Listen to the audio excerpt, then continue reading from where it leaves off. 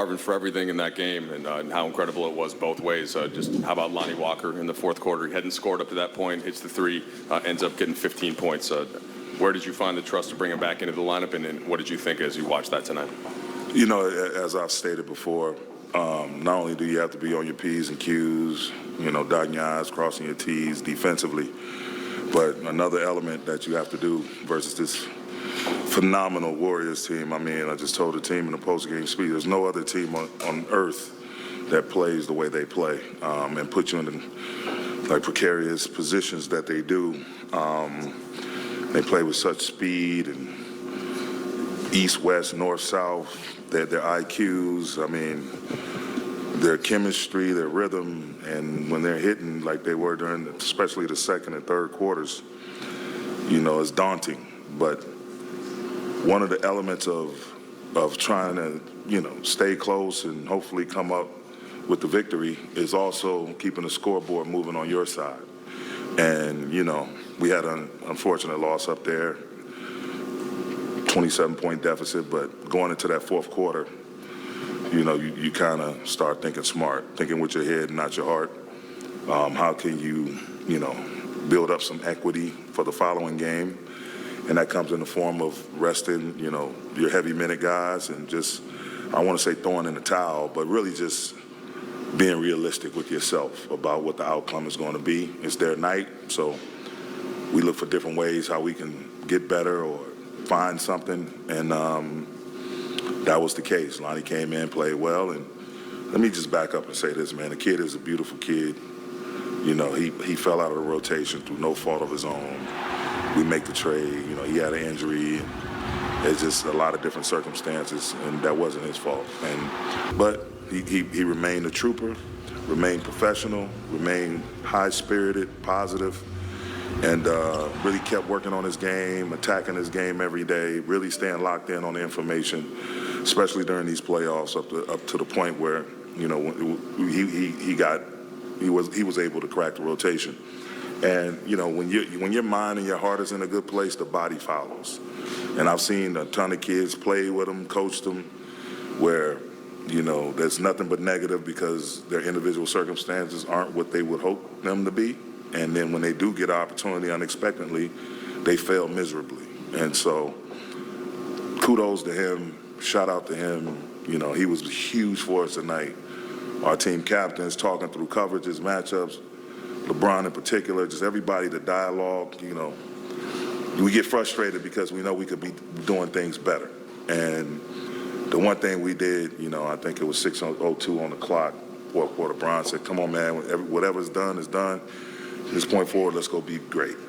Let's be great. And so the guys, all of us, everyone over there heard that message, and they came out, and we had some unfortunate turnovers late. We had some unfortunate shots go in on their end, but we just kept going possession by possession, next play mentality, and stayed as aggressive as we could and try to put ourselves in a position to be successful, and we were able to do that. But Lonnie Walker is right in the middle of all of that. Darvin, I wanted to know your thoughts on LeBron's fourth quarter performance in particular. You start the quarter down 7. He orchestrates that 7-0 run. You tried to get him a blow. He might have been on the bench for 10 seconds. Right. And then he's there to close it out, playing 43 minutes total. Just how did he help organize you guys, lead you guys down the stretch? I mean, we spent a big chunk of the halftime looking at different clips, our transition defense, our pick and roll defense. We talked through matchups. They gave their input. And you have to listen to your players. Like, absolutely. I mean, I remember a time in the NBA where it was more of a dictatorship. And I've been around and played for some stubborn coaches. But I won't say any names. But and work with some stubborn coaches. But you got to listen to your players, man. In team sport, things got to be collaborative. Man, whether it's the video room guys, whether it's your assistant coaches, whether it's your players, guys that are looking at the game in an honest and genuine way and trying to give you the best possible route that leads to success. And Brian did that, as well as went out there and put the team on his back for several possessions and just got it done. And again, doing what he always does and, you know, play winning basketball. And you know, when Lonnie got it going, trying to find Lonnie and just, you know, everybody's so excited for the kid, but Bron is definitely, he is who he is for a reason. And, tonight that was on full display. Darvin, we've seen the chess match between LeBron and Steph before, where LeBron will call up whoever Steph is defending to kind of come into the action for pick and roll. We saw that a lot tonight in the fourth. What did you think of the chain reaction of that and the way Golden State had to kind of scramble to help him and the fouls he picked up and just how effective that was down the stretch? I think it opens up backside, off-ball lanes, passing lanes, driving lanes, because they know, they want to protect Steph. And so if he's involved in the on-ball action, whether he's guarding the ball handler or the screener, they're going to be on high alert, and they're going to be shifted in to try to give support. And, our guys, they just have to be disciplined, and they were, stay space and be ready to attack. And the only times we really got in trouble, times we just held the ball too long, didn't go to the next thing immediately or come running into a secondary or third screen.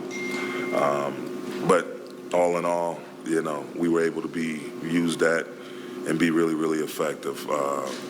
Whether it was Bron handling and bringing Steph up guarding the screener, whether it's Bron screening with Steph on the ball, it's just, the way we had to attack and also play downhill and not settle. But it was great. That's just, again, figuring out a way. As the game go on, you got to figure out a way. You keep marching towards your ultimate goal, which is a W. And, we're very fortunate to get this game tonight.